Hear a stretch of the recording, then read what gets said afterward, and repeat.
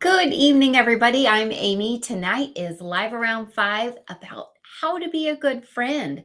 I'm back from vacation where I got to visit with some good friends, but this has been a topic that's been really important to people. How to make friends as an adult, how to be a good friend is the next follow up, right? So, being an adult friend can be a little more challenging and difficult, especially in today's day and age where we don't always agree with people that we may love and want to be friends with. So it's so important to have good friends. We've determined that in order to be resilient, you got to have some good friends that you can count on. How can you be that friend that's really holding your friends down and helping them, lifting them up, holding them down, as the song says? First is you have to show genuine interest. This should be easy if you are in a relationship with someone who you've met because of mutual interests, right? But let's say that you have a friend who really loves scrapbooking and it's really not your jam. You're going to have to show genuine interest because if that's really the love of their life, you want to be asking them, oh, wow. So when is your next scrapbooking event, right? Just show genuine interest in the things that are truly important to them. Secondly, you want to make time for them. This has been one of the most difficult things post pandemic for most people. How many times have you said to a friend, man, we should get together? Send me some dates. Or I'd love to have coffee with you sometime, but you never make it happen. In order to have a really good friendship, you have to have what me and my good friend Deanne call eyeball time. You've got to make time to get together. If you live apart, you got to make time to travel to see each other. Like Lisa recently traveled to see me, and I'm working on a plan to visit her. So, making time. Next is to communicate openly and honestly. One of the things that's really important about good friendships is the ability to say, I actually disagree. I support you. I love you, but I don't agree with what you're saying. And this happens more and more in today's age. This is really cool because it's important to be able to communicate with people that we disagree with. My mom and I are a perfect example. We are polar opposites on a million different topics, but we can really kind of pick each other's brains and learn from each other. As Carlos Whitaker says, it's really important to walk with people and not stand on issues. So your friend doesn't have to believe everything you believe, but it is important for you to say to them, if you do disagree, just be respectful. Next is to respect their boundaries. Maybe you're a really early bird person and you want to call and chat first thing in the morning, but they don't. Or maybe there's a topic that they just don't want to bring up. Maybe they have a difficult family situation, and even though you're friends, it's not something they're ready to talk about. You've got to respect those boundaries. 8 is to practice forgiveness and understanding. None of us are perfect. That's just the God's honest truth. And everybody is going to make mistakes that they regret in life and in friendships. And if that friendship is important enough to you, it's really important to be able to forgive them and to be flexible. And if you are lucky enough to be forgiven, if you've made a mistake in a relationship, I would think that you would need to ask for forgiveness. I'm really sorry. It seems that what I said really hurt you.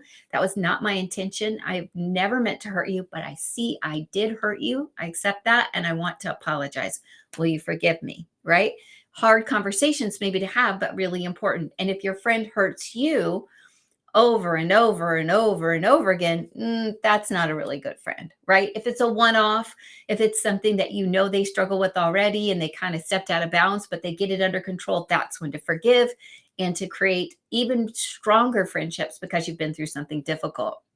Next is to show appreciation and gratitude. I couldn't believe it, but Lisa just sent us a card thanking us for the time that she spent with us here. We should be thanking her. She is the gift. We had the best time with her. It doesn't have to be a card, but it should be, hey, I really appreciate how you listened to me today. Thanks for coming with me to that event so I didn't have to go alone. Thanks for helping me with dinner the other night. I had a blast, right? Make sure you're not taking your friends for granted. Make sure you're being clear about how much you do appreciate them. And last but not least, be a good listener.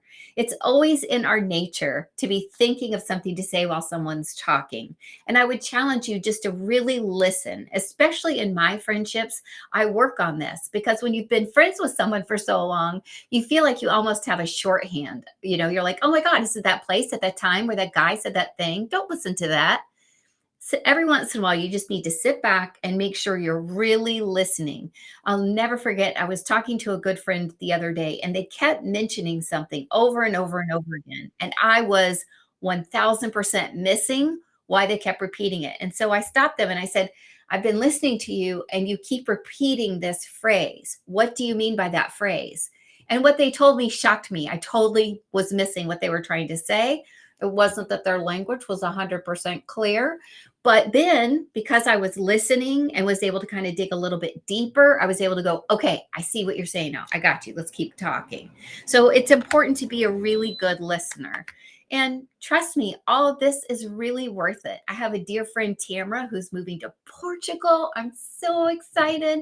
Uh, we've been friends for a long time since our babies who are grown were babies.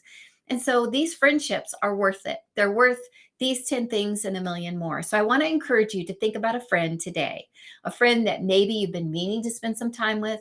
You've not maybe appreciated them as much as you could, and send them a card, make a date to get together, to just give them a call, whatever it is that works for you guys. But dig into these friendships that mean a lot to you, because that investment is going to make you more resilient than ever. There's nothing like having a friend that has your back in good times or bad, right? This isn't just, hey, I might need help someday.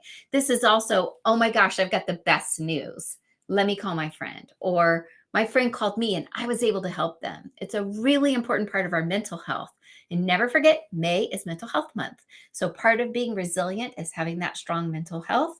Let's all work together to keep our friendship strong and carry on. I can't wait to see you back here tomorrow live around 5. I love that you're here. I'm so grateful for you. Mwah. I'll see you then.